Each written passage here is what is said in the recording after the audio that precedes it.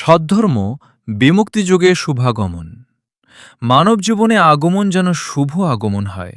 এই মানব জীবন থেকে প্রস্থানও যেন শুভ প্রস্থান হয়।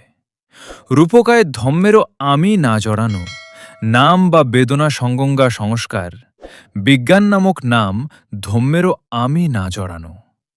এই নামরূপ পঞ্চখণ্ড পঞ্চস্কন্ধ আমি নয়। কর্ম, চিত্ত, ঋতু এবং আহার, এই চার কারণে এগুলোর উদ্ভব হয়।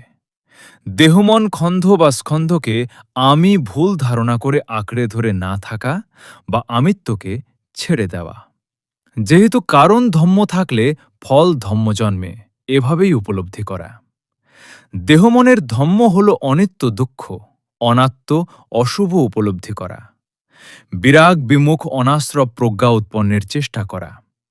রূপ নাম বা পঞ্চখণ্ডকে আমি আমার দাবি করে আসক্ত হওয়ার দরুন কারণ ফল প্রতীত্য সমুৎপাদ বিচরণ অনবরত দেখা দেয়, থামছে না। স্পর্শ না থাকলে বেদনা, তৃষ্ণা, আসক্তি, কম্ম নিরোধে জন্মদুঃখ সহ সর্বদুঃখ নিরোধ নিবৃত্ত হয়। সবার কল্যাণ হোক।